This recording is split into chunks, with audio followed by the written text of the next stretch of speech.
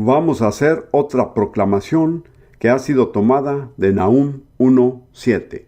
Jehová es bueno, fortaleza en el día de la angustia, y conoce a los que en él confían.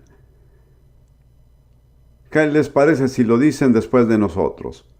El Señor es bueno, fortaleza en el día de la angustia, y conoce a los que en él confían. Muy bien, ahora lo repetiremos juntos. Eso nos da unidad. ¿Están listos? El Señor es bueno, fortaleza en el día de la angustia, y conoce a los que en él confían. Muchas gracias. Ahora, anoche dije, o no recuerdo cuándo, que tenía algunos anuncios pendientes. Bien. Tengo que contarle un poco, muy brevemente, acerca de cómo me involucré con IFA. Soy probablemente uno de los pocos inmigrantes que llegó a Estados Unidos por accidente. Además, como nací en la India, entré bajo la cuota asignada a este país. A finales de 1962 concluí 6 años de servicio con una organización misionera en Canadá y no sabía qué hacer después. Tenía conmigo a Lidia y a nuestra hija menor que adoptamos, nuestra pequeña hija africana, que en esos días se llamaba Josca, ahora se llama Jessica.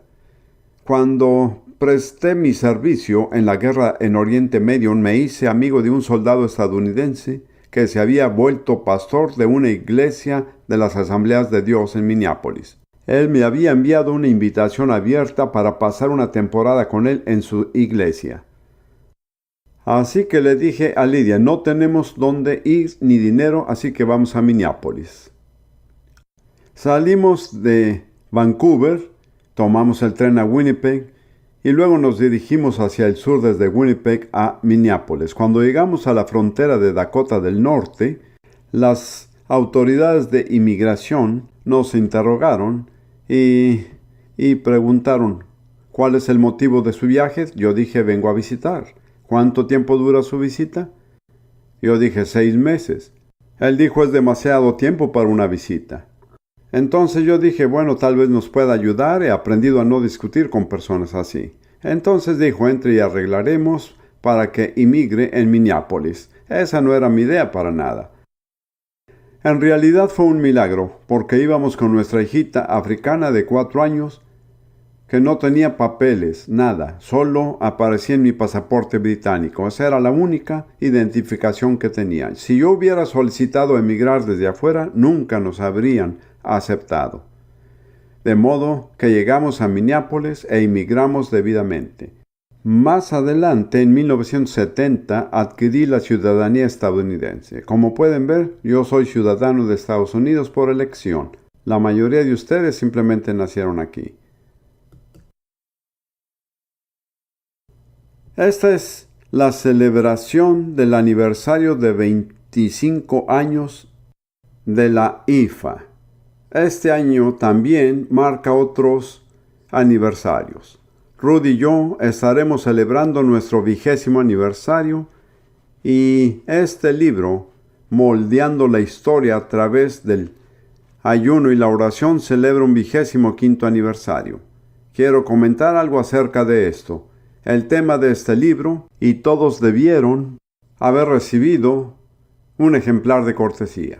El tema de este libro es que los cristianos pueden influir sobre el curso de la historia orando y ayunando.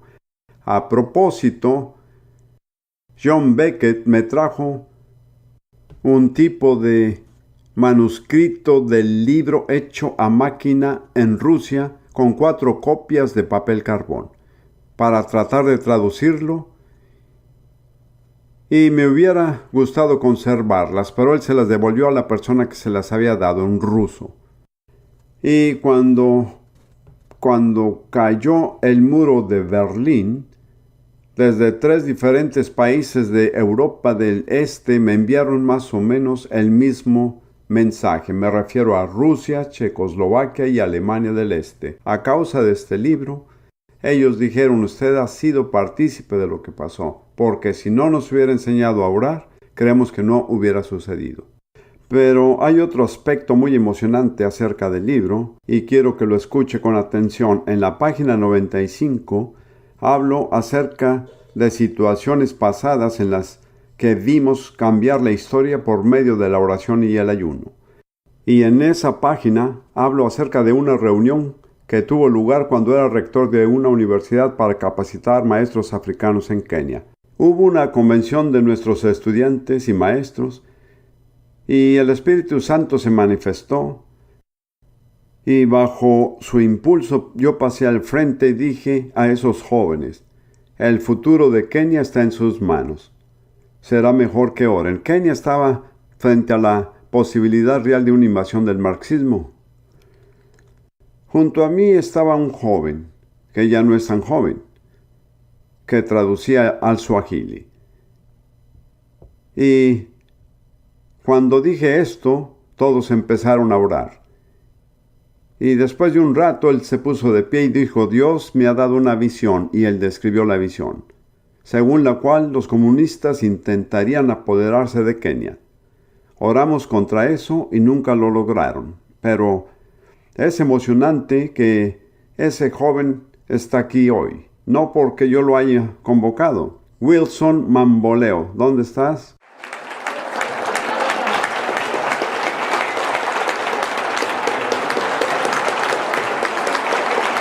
Ahí está.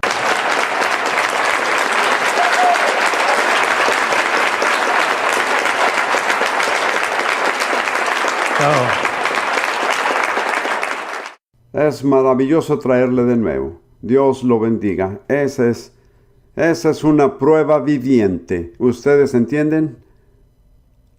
Ese es un libro. También tenemos otro aniversario este año. El 70º aniversario de nuestra familia. En 1928, mi primera esposa, Lidia, se hizo cargo de una bebita judía agonizante.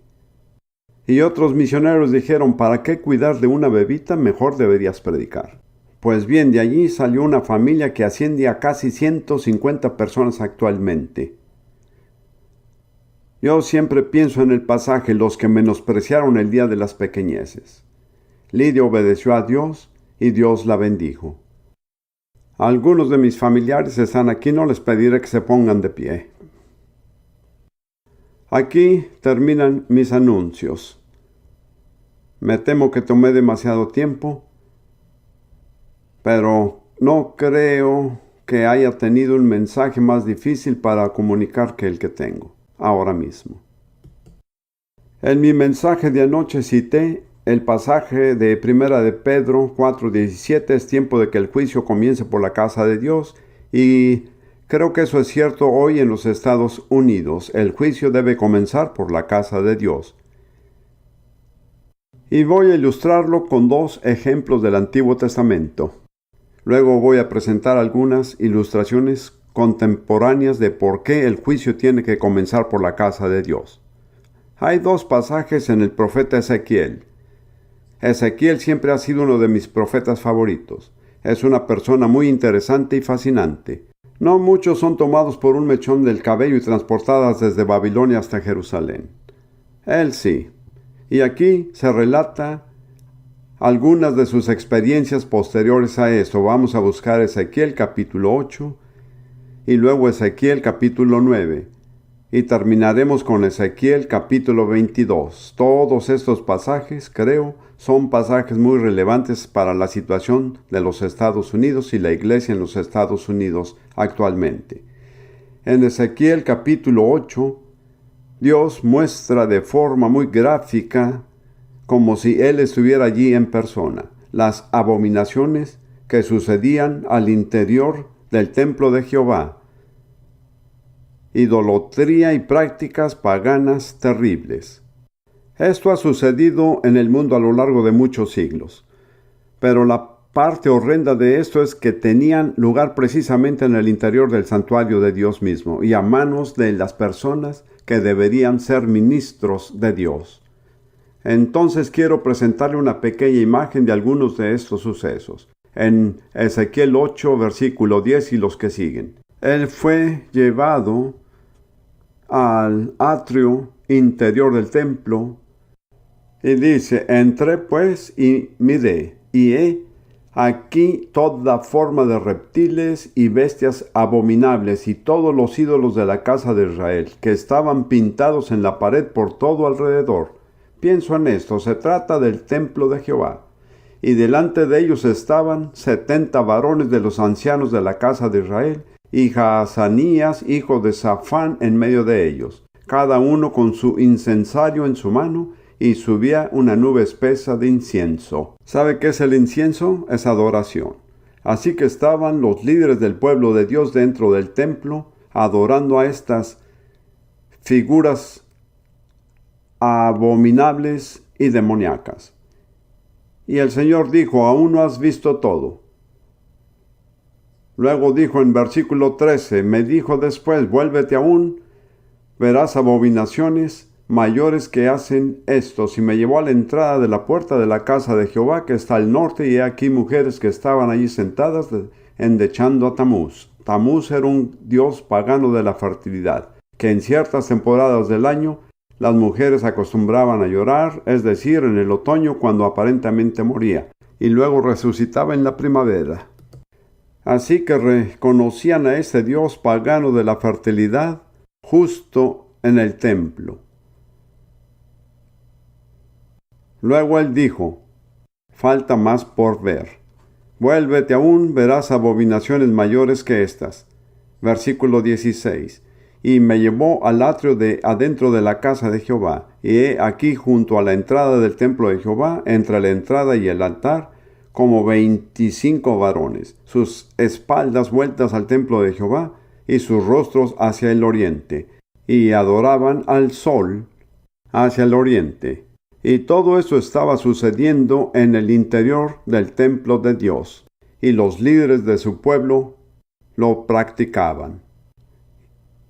Y luego el Señor dice en el último versículo: pues también yo procederé con furor. No perdonará mi ojo ni tendré misericordia, y gritarán a mis oídos con gran voz, y no los oiré. Ahora seguimos al capítulo 9 y vemos el juicio. Clamó en mis oídos con gran voz diciendo: los verdugos de la ciudad han llegado, y cada uno trae en su mano su instrumento para destruir. Y he aquí que 6 varones venían del camino de la puerta de arriba que mira hacia el norte, y cada uno traía en su mano su instrumento para destruir. Y entre ellos había un varón vestido de lino, el cual traía a su cintura un tintero de escribano. Y entrados se pararon juntos al altar de bronce. Y la gloria del Dios de Israel se elevó de encima del querubín sobre la cual había estado al umbral de la casa. Dios retiró su gloria y nunca la ha devuelto hasta hoy. Y llamó Jehová al varón vestido de lino, que tenía a su cintura el tintero de escribano, y le dijo Jehová: pasa por el medio de la ciudad, por el medio de Jerusalén, y pones una señal en la frente a los hombres que gimen y que claman a causa de todas las abominaciones que se hacen en medio de ella. Y a los otros dijo, oyéndolo yo: pasad por la ciudad en pos de él y matad. No perdone vuestro ojo, ni tengáis misericordia. Matad a viejos, jóvenes y vírgenes, niños y mujeres, pero a todo aquel sobre el cual hubiere señal, no os acerquéis. Y comenzaréis por mi santuario. Como ve, el juicio debe comenzar por la casa de Dios. Aquí vemos a un hombre vestido de lino con el tintero de escribano que sale primero y pone una marca solo en la frente de una categoría de individuos: aquellos que han gemido y clamado por las abominaciones que sucedían. Y después de él iban los destruidores y mataban a todos, a hombres, mujeres y niños que no tenían la marca en sus frentes. Yo creo que esto es muy relevante a los Estados Unidos. al mundo occidental, pero hablemos de los Estados Unidos. Yo creo que la iglesia visible, la iglesia cristiana profesante, ha sido seriamente infiltrada por contaminación espiritual y por abominaciones, como sucedió en el templo de Jehová en tiempos de Ezequiel. No pienso que usted necesariamente me aprecie por decir esto, pero a la vanguardia de este movimiento está el liderazgo de feministas y homosexuales, y no dan muestras de arrepentimiento, sino que se jactan de ello y presumen, de forma agresiva. Y son personas que ahora tienen prácticamente una influencia decisiva en iglesias establecidas, en lugares importantes, encabezando varias denominaciones, obispados y otros, en los seminarios y en las universidades teológicas, en las principales universidades de este país. Si yo nombrara algunos, todos lo reconocerían, son conocidos en todo el mundo. Ha llegado a mis manos hace poco, creo que por acción divina, un libro que analiza lo que ha venido sucediendo. Da la casualidad que fue escrito por un británico como yo, que quedó a vivir en Estados Unidos. Él es teólogo, tiene toda clase de títulos que llevan su nombre. Y dice en esencia, y esto es tan perspicaz, dice que la rebelión de los 60s, y todos recordamos esa generación rebelde, y gracias a Dios que muchos se han vuelto de esa rebelión. Pero él dijo, no ha terminado, solo se ha vuelto respetable. Ha infiltrado los corredores de poder, incluso de la Casa Blanca. Y este es mi comentario adicional. Difícilmente leo un periódico más de una vez a la semana. Según entiendo, los periódicos están llenos de escándalos que suceden en la Casa Blanca. La mayoría de nosotros hablamos acerca de inmoralidad, pero no ellos. Para ellos es la nueva moralidad. Es un asunto de preferencia personal. Si usted quiere ser inmoral, sea inmoral. Si quiere ser homosexual, sea homosexual. Si quiere ser un pedófilo, sea un pedófilo. Esta es la nueva moralidad y se basa en gustos personales. Y una demostración clara de ello se encuentra hoy en la Casa Blanca. Usted no entiende. Ellos no van a decir esto abiertamente, pero les costaría votos. Pero este es el proceso que está operando. Está infiltrando las altas esferas del gobierno civil y de la autoridad de la iglesia con abominaciones aún peores en cierto modo que las descritas por Ezequiel. Permítame leer un pasaje de este libro, refiriéndose a la nueva exégesis o forma de interpretar las Escrituras. Dice, últimamente el nuevo estilo de exégesis aparece por todas partes de manera más o menos radicales. Una muy notable viene de la revista académica británica The Journal for the Study of the New Testament, publicada por la Universidad de Sheffield y conocida por su inclinación evangélica conservadora. Su actual editor, Francis Watson, de la Universidad de Londres, publica un artículo en el que estima que el texto bíblico, nuevo y antiguo, es totalmente patriarcal y jerárquico. Y ya sabe que hoy día patriarca es una mala palabra, ¿lo sabe? Esta malvada dominación de los hombres sobre mujeres inocentes es totalmente patriarcal y jerárquica. Watson considera de manera muy poco convincente todos los intentos por salvar estos textos, recuperando entre líneas algún tipo de igualitarismo inmaculado. Igualitarismo significa que todas las personas son iguales.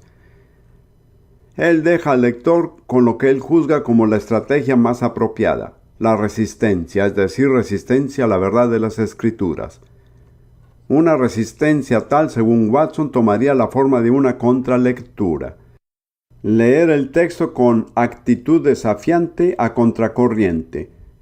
Y entonces aquí el escritor añade unas comillas. En la práctica esto supondría a la serpiente, y recuerde que lo que está realmente atacando es a Génesis capítulo 1, 2 y 3, que es la fuente de este sistema patriarcal, injusto, de autoridad. Yo uso la palabra injusto entre comillas. Esta interpretación consideraría a la serpiente como un liberador, Eva como heroína en su valiente búsqueda de la sabiduría, y el Señor Dios como un tirano celoso a quien solo le interesa preservar sus propios privilegios. Como ustedes saben, esta es la teología de moda actualmente en las universidades y seminarios de gran prestigio a las que nunca voy. Yo salí de uno y lo dejé. No creo que Cambridge esté tan mal como otras, pero estoy seguro de que está bastante mal. Alguien me dijo que en Cambridge tienen 4 escuelas superiores de teología y 7 iglesias, y de ellas todas las escuelas teológicas y 6 de las 7 iglesias apoyaron la doctrina de la sustitución de Israel por la iglesia. Y estas son las personas que entrenan a los ministros de la iglesia en el Reino Unido. Pero esto es relativamente leve comparado con lo que estamos hablando aquí. De hecho, para decirlo tal como es, a Dios se le ha atribuido el papel de Satanás y a Satanás el papel de Dios. Entonces, cuando vuelvo a empezar en Ezequiel y en los 70 ancianos, que adoran esas criaturas demoníacas en las paredes, eso es lo que vivimos hoy. Es una imagen muy gráfica de lo que está sucediendo. Ahora, solo hay un tipo de persona que va a salvarse del juicio de Dios de acuerdo a esto. Aquella que gime y clama por las abominaciones que se cometen. Le haré una pregunta sincera y personal. ¿Califica usted como tal? ¿Está gimiendo y clamando por las abominaciones? De lo contrario, el juicio contra quienes cometen las abominaciones caerá sobre usted. Dios exige una reacción muy específica: gemir y clamar. Le daré un pasaje adicional de Amós que creo que ilustra esto. Amós, por supuesto, fue un profeta anterior a Ezequiel. En Amós capítulo 6 tenemos, perdóneme si soy sarcástico, tenemos una imagen del movimiento carismático. Amós 6, comenzando en el versículo 3. Esto definitivamente no es cierto respecto a todos los carismáticos. Cuando voy a ver al médico, las personas me preguntan ¿de qué denominación es usted? Me resulta difícil decirles. Yo solía decir, bueno, si saben lo que significa carismático y no saben, eso es lo que yo soy. Ya no me siento libre de decir esto. ¿Por qué? Porque se ha mezclado con tantas cosas que ahora estoy en total desacuerdo con ello. De cualquier modo, este es un clamor del Señor por medio del profeta Amós. Ya sabe que Amós quiere decir carga, de modo que Él es el hombre con la carga, el que desanima. Oh vosotros que dilatáis el día malo. Esto me recuerda a lo que Joanes estaba diciendo en nuestra primera reunión. ¿Está dilatando el día malo? Yo no creo que esté lejano. Y acercáis la silla de iniquidad. En otras palabras, ellos ejercen un control violento sobre el pobre. Duermen en camas de marfil y reposan sobre sus lechos, y comen los corderos del rebaño y los novillos de en medio del engordadero. Se están dando, como se dice, la gran vida. La están pasando en grande. Gorjean al son de la flauta e inventan instrumentos musicales. Como David, tienen una gran orquesta con músicos talentosos. Beben vino en tazones.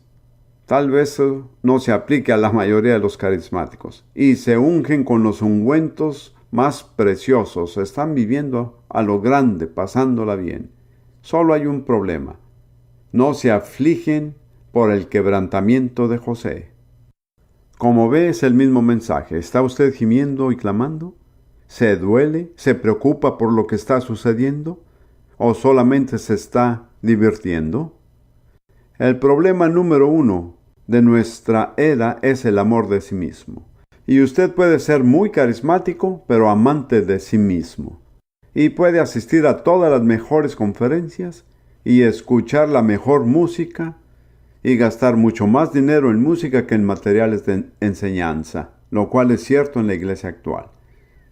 Pero no se duele por los sufrimientos en el mundo que le rodea. Ese no es el espíritu de Jesús. Está lejos de ser el espíritu de Jesús.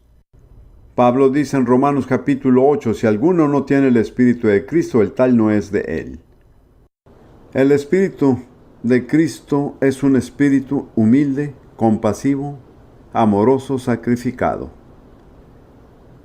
Voy a serle franco, yo recibo de vez en cuando invitaciones para conferencias, grandes conferencias.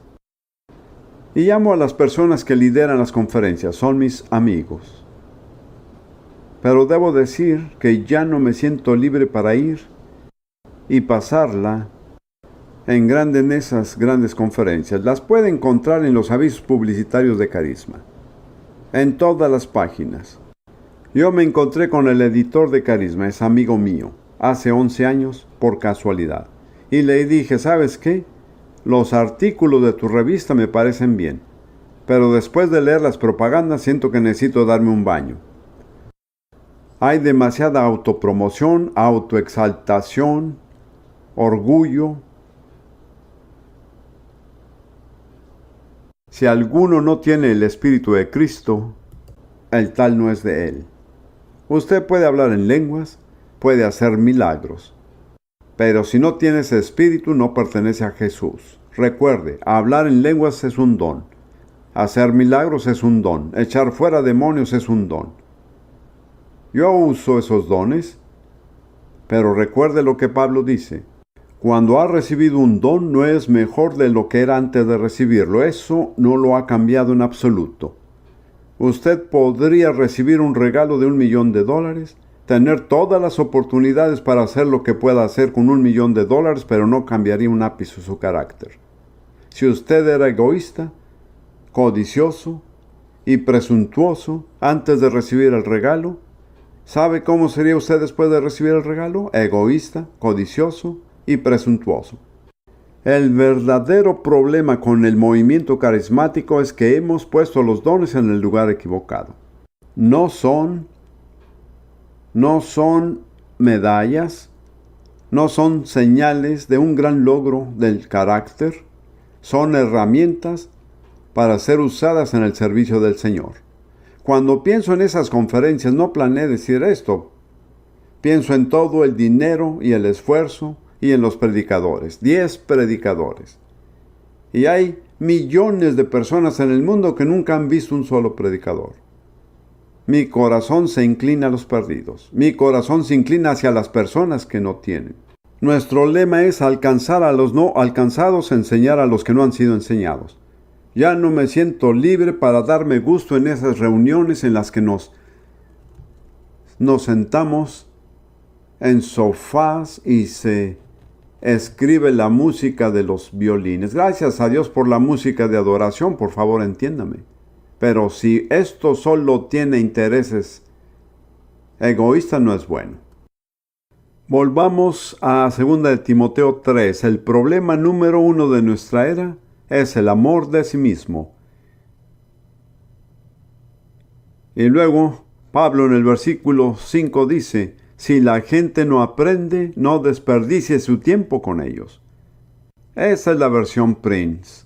Puede examinarlo por sí mismo. En lo personal, dentro de mis posibilidades y de mis limitaciones, yo no pierdo tiempo ministrando a personas que no van a cambiar. Espero que algunos de ustedes hayan cambiado. Confío que algunos de ustedes puedan cambiar. Pero si no ha cambiado y no piensa cambiar, esta conferencia es para usted una pérdida de tiempo. Ahora,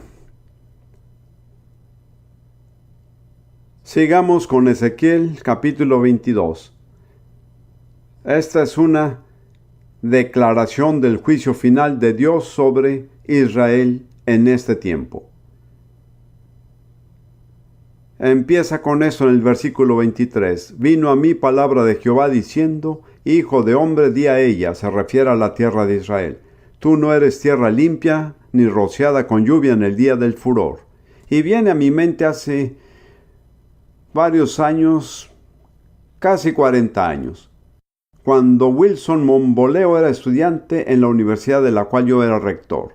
Y lo escuché decir, y no sé si recuerde haberlo dicho, pero él dijo, lo único que puede limpiar una tierra es el derramamiento del Espíritu. Esto me quedó grabado todos estos años. Lo único que puede limpiar una tierra es el derramamiento del Espíritu Santo. Y esta tierra de Israel no había recibido esa lluvia y no había sido limpia. Y luego el profeta continúa. Y encontramos ahora 4 grupos de personas. Por casualidad en nuestro idioma hay 4 súplicas y 3 comienzan con la letra P. Es fácil recordarlos. Son profetas, sacerdotes, príncipes y pueblo. Pero note que Dios no empieza con el pueblo, ni siquiera empieza con los príncipes. De hecho, tampoco empieza con los sacerdotes, empieza con los profetas. Y esa es la raíz del problema. El profeta es el que interpreta la voluntad y los caminos de Dios para el pueblo de Dios. Y si la interpretación es falsa, el pueblo se desvía. ¿Me permite leerlo brevemente? Hay conjuración de sus profetas en medio de ella como león rugiente. Leyendo el siguiente versículo, el versículo 26, sus sacerdotes violaron mi ley y contaminaron mis santuarios. Entre lo santo y lo profano no hicieron diferencia, ni distinguieron entre inmundo y limpio. Cuán cierto es esto de la iglesia contemporánea. Sus príncipes en medio de ella son como lobos que arrebatan presa. Luego vuelve a los profetas, y sus profetas recubrían con lodo suelto. Estaban recubriendo las cosas para que se vieran bien, espiritualmente, pero no pasaron la prueba. En otro pasaje, la Biblia dice, la pared que recubrían con lodo suelto caerá, se romperá. Por último, tenemos el pueblo y la tierra. Pero como sabe, frecuentemente los cristianos nos enfocamos en el pueblo. Y podemos enumerar todos sus problemas, y tienen muchos. Pero ahí no comienza Dios. Ni siquiera empieza con los príncipes, los gobernantes, el gobierno. Empieza con la iglesia. Ahí es donde está la raíz del problema. Empieza con los profetas, los que aseguran que representan a Dios y personifican la voluntad y el camino de Dios, que hablan en el nombre de Él. Hermanos y hermanas, es una gran responsabilidad asegurar que hablamos en nombre de Dios. Quiero que veamos brevemente algunos pasajes acerca de los profetas. Si usted asiste, yo no he tenido la experiencia, a una reunión de la nueva era, ¿sabe qué va a encontrar? Una reunión de falsos profetas. Y abundan. Es muy interesante. En tiempos de decadencia espiritual, se multiplican los falsos profetas. En tiempos de Elías, hacia el final del reinado de Acab, había 450 profetas de Baal y 400 profetas de Asera, una deidad pagana e inmoral. Eso suma 850 falsos profetas. Y se menciona solo a un profeta verdadero, se llamaba Elías. Había 7,000 personas en Israel que no se arrodillaron, pero no eran profetas. Así que, después que descendió el fuego, Elías dio muerte a 850 profetas falsos. ¿Sabía que los profetas hacían esto? ¿Cortar cabezas? Bueno, esto es parte del ministerio profético. Pero usted dice 850 falsos profetas ya no están, eso dejará todo despejado. No. Poco después, todavía en el reinado de Acab, él trata de persuadir a Josafat, rey de Judá, para hacer guerra contra Ramot de Galaad, y tiene 400 falsos profetas. Y aquí también había un solo profeta verdadero, se llamaba Micaías. Él fue el único que dijo la verdad. Así que durante ese periodo hubo 1250 falsos profetas y 2 profetas verdaderos. ¿Cree que la proporción es diferente en la actualidad? ¿Qué tan diferente? Yo no creo que sea muy diferente. Ahora quiero señalar un par de cosas acerca de juzgar a los profetas. Permítame también hacer un comentario. Hace mucho tiempo yo solía ser uno de los oradores de la confraternidad de hombres de negocios del Evangelio completo. Gracias a Dios por ellos. Yo tuve un problema con ellos porque ellos alientan a las personas a profetizar, pero no examinan las profecías. Y han comunicado profecías muy desequilibradas. Yo no creo que sea bíblico permitir la expresión del don de profecía sin examinarla. Eso no significa que tenga que controlarse cada persona, pero cada cual debe saber qué responsabilidad tiene y debe haber un liderazgo capaz de examinarlo. Haré 2 observaciones acerca de falsos profetas, ambas del libro de Deuteronomio. Deuteronomio capítulo 13.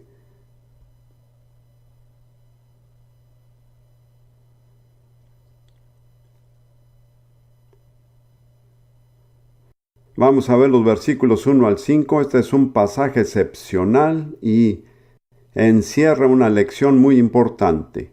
Deuteronomio 3, empezando en el versículo 1. Cuando se levantara en medio de ti profeta o soñador de sueños, y te anunciare señal o prodigios, y si se cumpliere la señal o prodigio que él te anunció diciendo, vamos en pos de dioses ajenos que no conociste, y sirvámosles.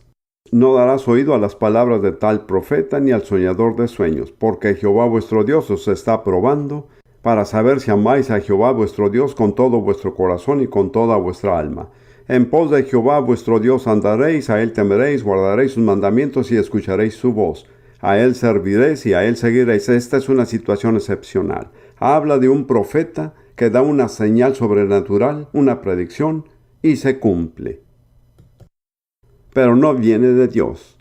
¿Cómo sabemos que no viene de Dios? Porque enseña a desobedecer la voluntad revelada de Dios y las Escrituras. Como ve, hoy día hay personas en muchos lugares que se enfocan en las manifestaciones. No tienen tiempo para la enseñanza. Usted puede tener todas las manifestaciones, pero va a equivocarse si no tiene un fundamento sólido en las Escrituras. Conozco muy pocos lugares donde se dedique mucho tiempo al estudio de la Biblia. No digo que no existan, pero no los conozco. Así que son propensos al engaño. Usted necesita conocer la voluntad de Dios revelada en las Escrituras, de lo contrario va a desviarse. Entonces dicho profeta es sentenciado a muerte. No quiero ser cínico, pero creo que si tuviéramos las mismas reglas, hoy habría menos profetas. Ahora sigamos con Deuteronomio 18, versículos 20 y 22.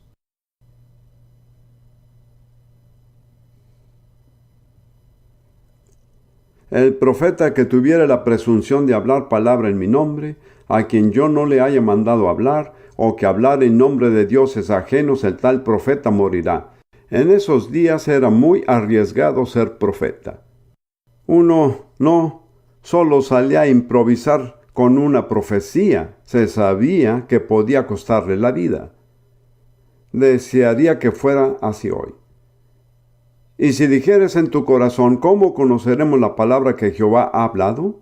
Si el profeta hablara en nombre de Jehová, y no se cumpliere lo que dijo, ni aconteciere, es palabra que Jehová no ha hablado. Con presunción la habló el tal profeta, no tengas temor de él.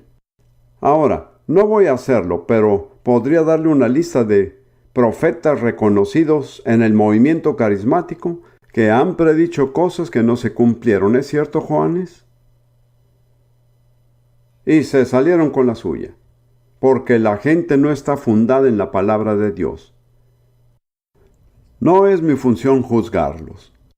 Mi función es guardarme del engaño. Hay dos maneras como puede ser engañado. Un profeta puede hacer una predicción que se hace realidad, pero enseña algo contrario a las Escrituras y no debe escucharlo. O puede predecir algo que no es verdad y que no viene de Dios. Y en cualquier caso, tiene que estar alerta. No basta con que alguien haga una predicción que se cumpla. Hay que analizar si está enseñando conforme a las Escrituras. Ahora, veamos por un momento a Mateo 24. Muchos me han oído decir eso, quiero decirlo otra vez.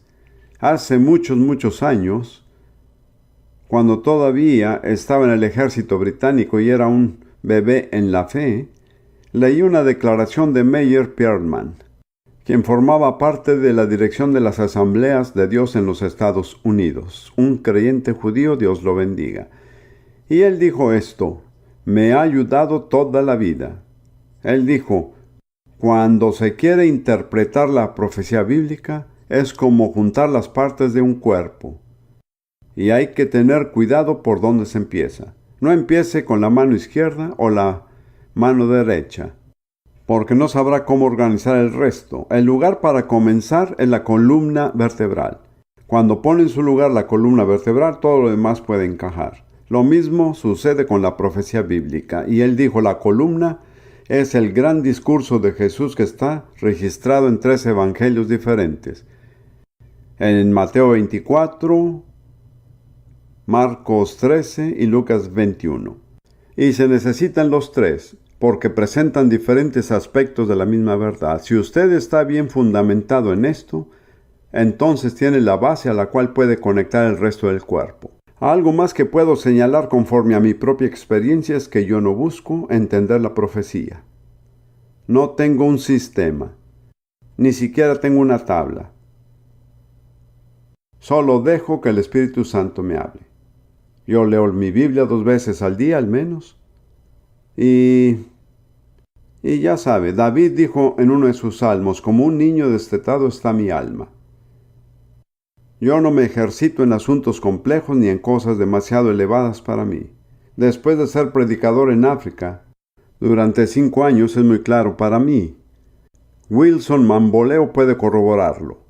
Pero en una reunión como esta, las 2 o 3 primeras filas estarían ocupadas por mamás africanas que amamantan a sus bebés.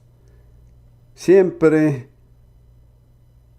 intenté proyectar mi mirada hacia la 4ª fila. Y cada vez que un bebé lloraba, la mamá lo amamantaba. Así es un niño destetado. David dice: como un niño destetado es mi alma. Yo no lloro para obtener mi alimento. Tomo mi alimento cuando Dios lo provee, conforme Él lo provee. Esa es la manera como deberíamos acercarnos a entender la Biblia. No pruebe a Dios. No lo fastidie con sus problemitas. Deje que Dios le hable. Y quiero decir algo para que Joanes no tenga que decirlo, porque sé que él lo diría si yo no lo hago. Por favor, tenga cuidado con las revelaciones extrabíblicas. Hace poco prediqué un mensaje sobre esto en la iglesia Buenas Nuevas. Hay algo con respecto a la Biblia. Usted tiene una garantía. Toda escritura es inspirada por Dios. Y es útil. Yo diría que cuando se busca una revelación extrabíblica, debe buscar quién le da la garantía.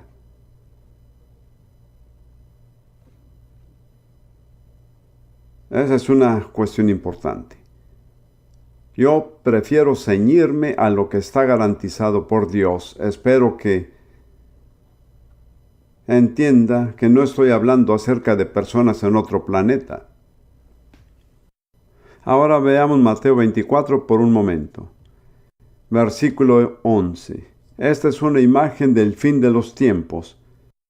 Y todos debemos conocer esto casi de memoria, diría yo.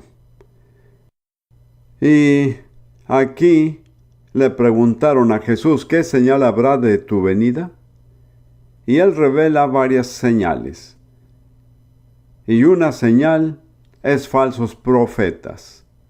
Y 4 veces en 21 versículos Jesús nos advierte contra el engaño. Cualquiera que diga, yo no puedo ser engañado, ya ha sido engañado. Porque Jesús dijo que todos podemos serlo, si no tenemos cuidado. Pero Jesús dice en el versículo 11, y creo que se trata básicamente del tiempo que vivimos, y muchos falsos profetas se levantarán y engañarán a muchos. ¿Cómo puede garantizar que no le sucederá a usted? Cuando muchos engañarán a muchos.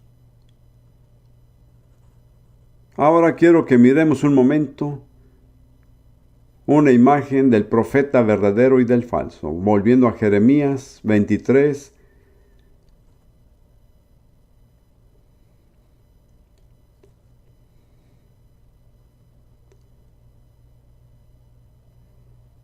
Versículos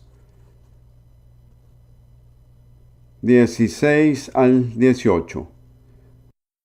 Por cierto, Jeremías tuvo tantos problemas con falsos profetas que se comportaba casi como si estuviera ebrio. ¿Les parece si vemos este versículo? Vamos a ver si lo encuentro.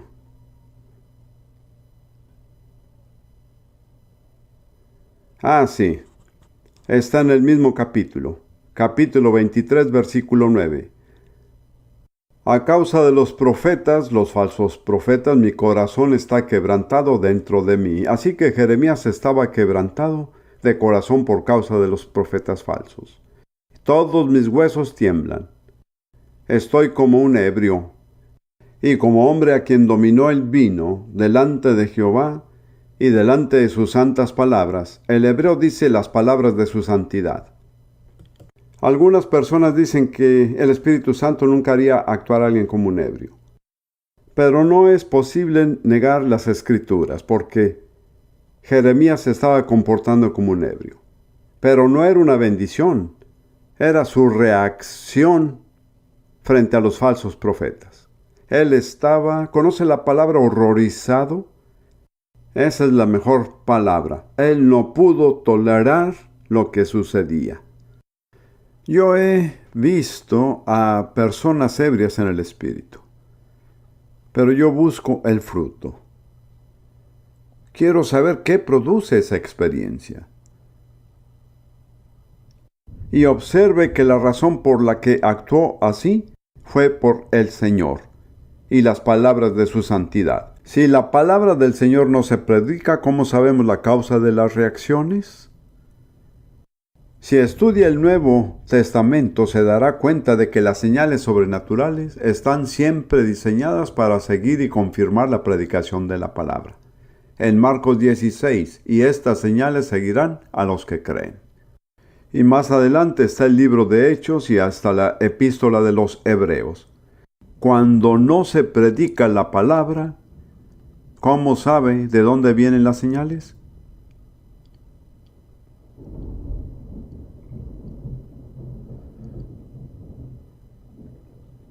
Bueno, miremos esta imagen de los verdaderos y los falsos profetas en Jeremías 23, 16 al 18.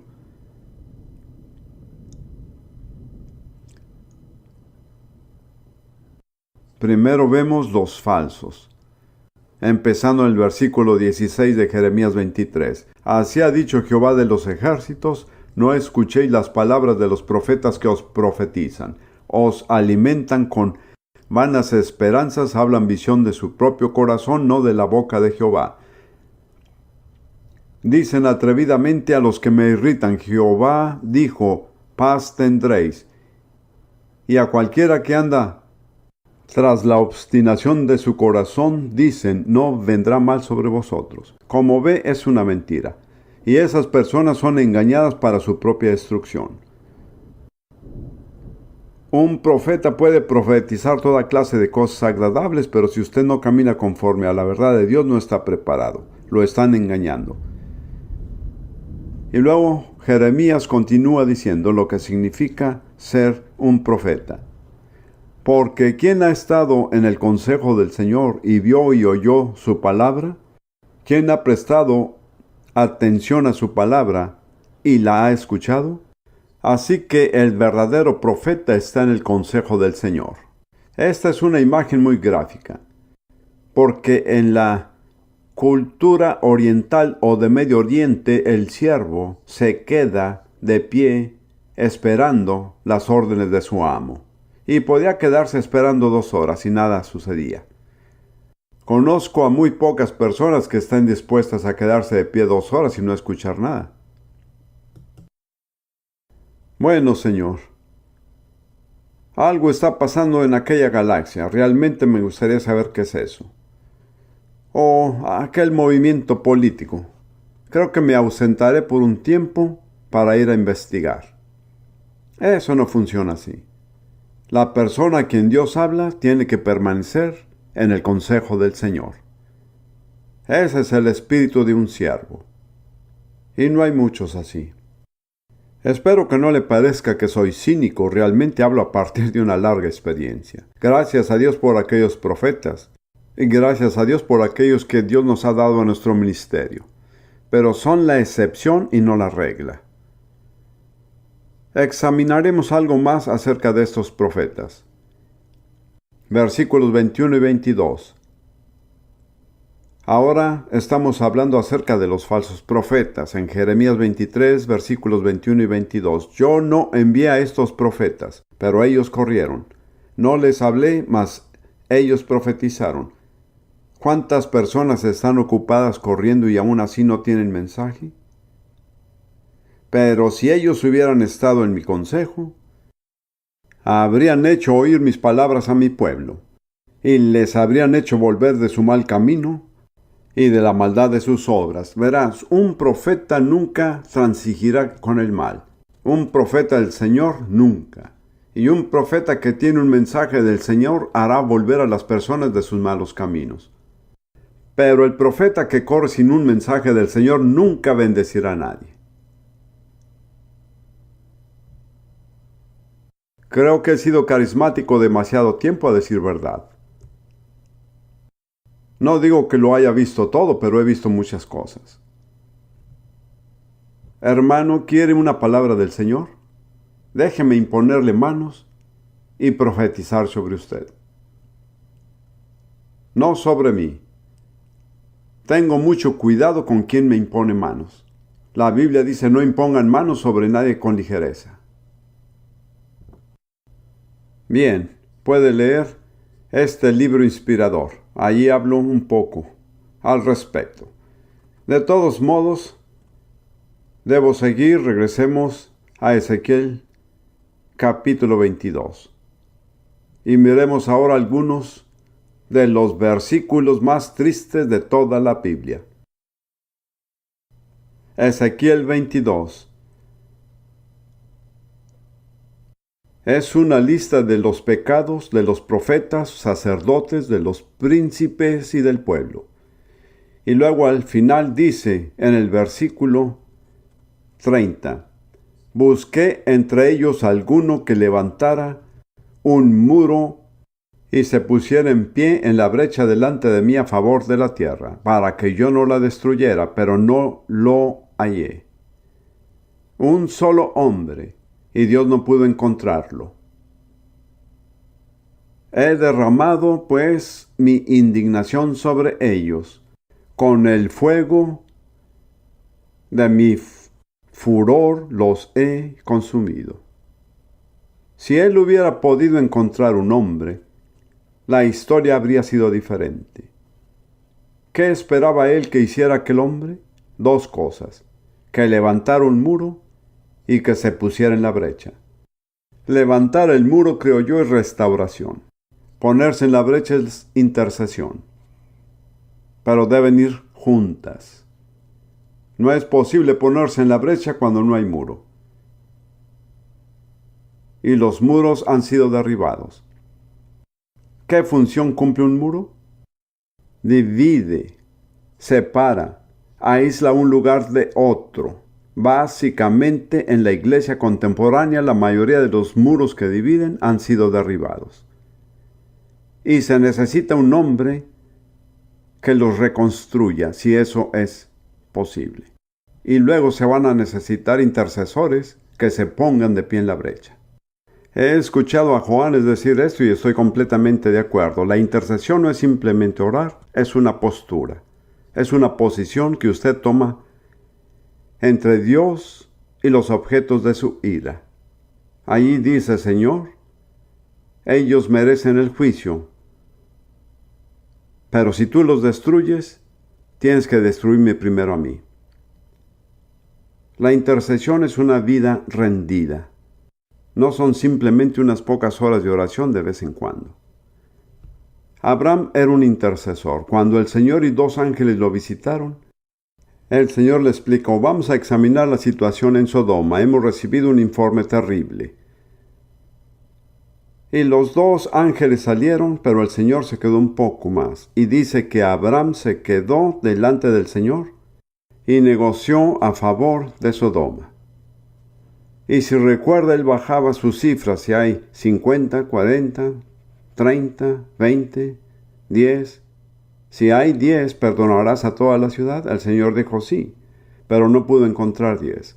Sin embargo, el hecho de que Abraham se puso delante del Señor a favor de Sodoma constituye una hermosa ilustración de un intercesor.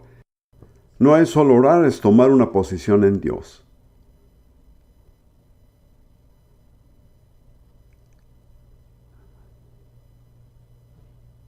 Ahora, para concluir, quiero señalar algo brevemente. Quiero hablar acerca de los muros que han sido derribados, de líneas de demarcación y separación que se han eliminado. En mi Biblia de estudio encuentro que Dios está dispuesto a tolerar algunos tipos de maldad durante periodos extraordinariamente largos. Pero al leer el libro de Génesis parece que hay dos límites que Dios preserva con gran celo. Uno se ubica en los días de Noé, en Génesis 6, cuando los ángeles empezaron a tener relaciones sexuales con las mujeres. Dios dijo: no más. Y esos ángeles no forman parte de aquellos ángeles satánicos que están en los lugares celestiales, están en Tártaros, un lugar reservado para el juicio, donde están encadenados por la eternidad en oscuridad. Puede leer esto en 2 de Pedro y Judas, y se habla mucho de ellos en la mitología clásica. Así que cuando esa barrera fue derribada, Dios dijo: 120 años y nada más. La otra barrera creo que es algo tan importante para Dios, es la barrera entre hombre y mujer. Y en la época del otro gran ejemplo del juicio de Dios, el juicio contra Sodoma y Gomorra, fue esa barrera la que había sido derribada.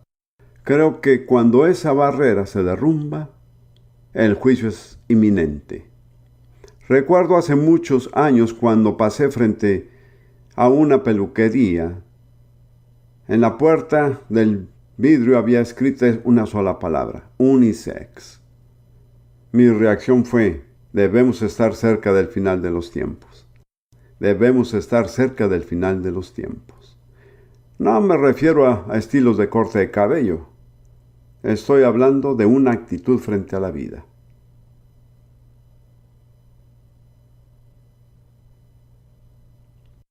Permítame citar otro pasaje controvertido en caso de que no le baste con el anterior. Deuteronomio 22, versículo 5.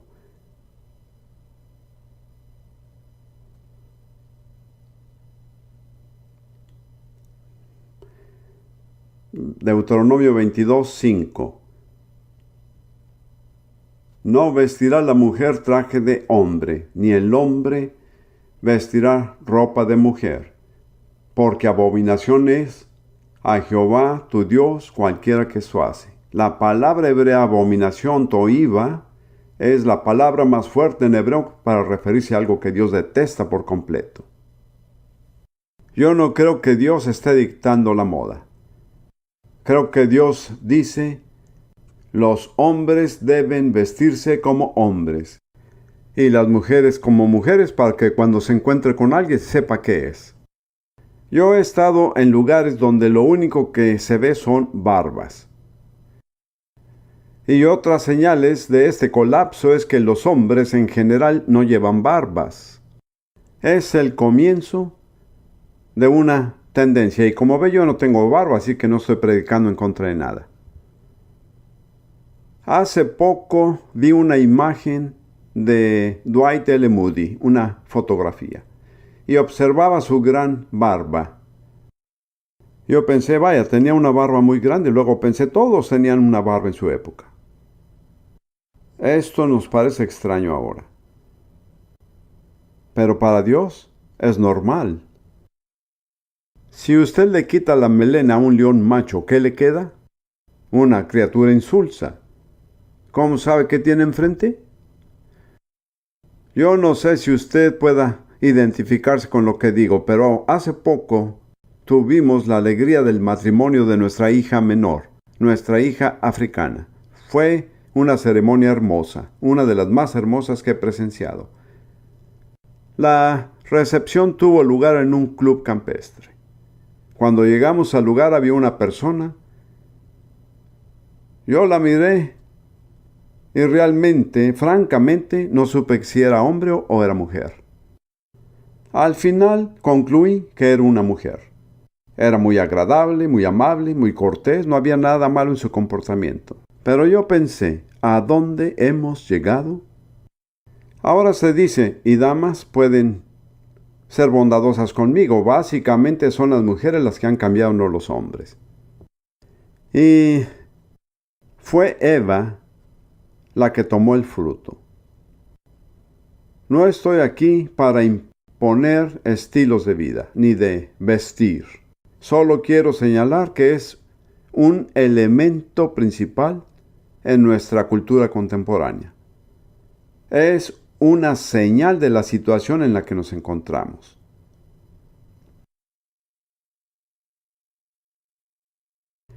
En enfoque a la familia, hace poco leí una parte de sus producciones y ellos señalaban que Microsoft en su nuevo, ¿cómo le llaman a ese material que escriben? Software. Ofrecían una guía acerca de cómo escribir en el lenguaje apropiado. En esta guía de ayuda insinuaban dos cosas. Primero, no hablar acerca de hombre o mujer, sino de persona. No hablar de esposo o esposa, sino de pareja. Como saben, Microsoft es uno de los principales pioneros de tendencias de nuestra generación. Esa es la tendencia. Nuestra moral se está debilitando sin que nos demos cuenta siquiera de que se nos está moviendo el piso. Por esta razón, el juicio debe de comenzar por la casa de Dios. Porque nosotros que representamos a Dios, no le hemos reflejado con fidelidad.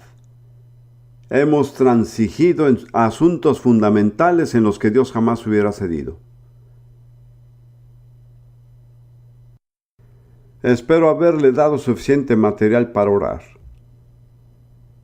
Y tal vez sea apropiado orar.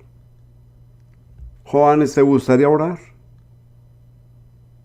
¿Vendrás acá, al estrado?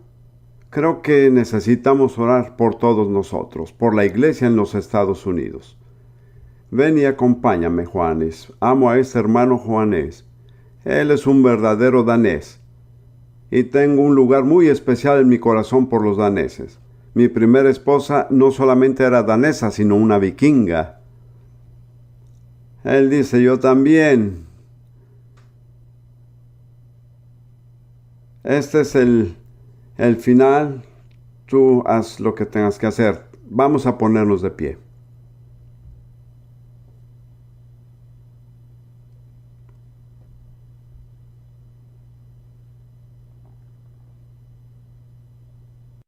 Señor, solo queremos venir delante de ti y ante todo, darte gracias porque todavía podemos oír una palabra, una verdadera palabra, que se basa en las Santas Escrituras. Gracias porque hemos escuchado esa clase de palabra. Señor, sin importar cuán afilada como espada de doble filo haya sido, no vamos a detenernos ni a retroceder. Queremos escuchar la palabra del Señor, aun cuando es doloroso, y lo es, Señor. Para todos nosotros que somos miembros del cuerpo de Cristo y que somos responsables juntamente con tu pueblo, porque somos partes de ese pueblo. Y no podemos decir ellos, tenemos que decir nosotros. No podemos decir ellos, tenemos que decir nosotros. Hemos pecado, Señor. Tenemos que decir como Daniel, en nombre de su pueblo. Aun cuando él, como individuo, fue hallado puro y justo en tus ojos. Él tuvo que decir, no solo nosotros, sino yo he pecado. Y Padre, nos duele nuestro corazón. Y nuestros corazones se llenan de tristeza cuando pensamos en la forma como se ha comportado tu iglesia. Y como ya nos hemos desviado hacia la apostasía, descuidando tu palabra y enredándonos en el amor de sí mismos. Señor, perdónanos. ¿Qué más podemos decir? Perdónanos. Perdónanos, Señor. Perdónanos por haber desechado las Santas Escrituras. Nos hemos convertido en nuestros propios jueces de lo que es relevante y lo que ha dejado de serlo. Padre, hemos pecado contra tu autoridad. Hemos deshonrado tu palabra. Hemos degradado tus valores. Señor, más que eso, hemos contristado tu corazón. Y Señor, es como si hubiéramos crucificado otra vez a tu Hijo. Señor, te pedimos que nos perdones. Y ayúdanos, Señor, a volvernos a ti para que tú te vuelvas a nosotros. Concédenos el don del arrepentimiento, Señor.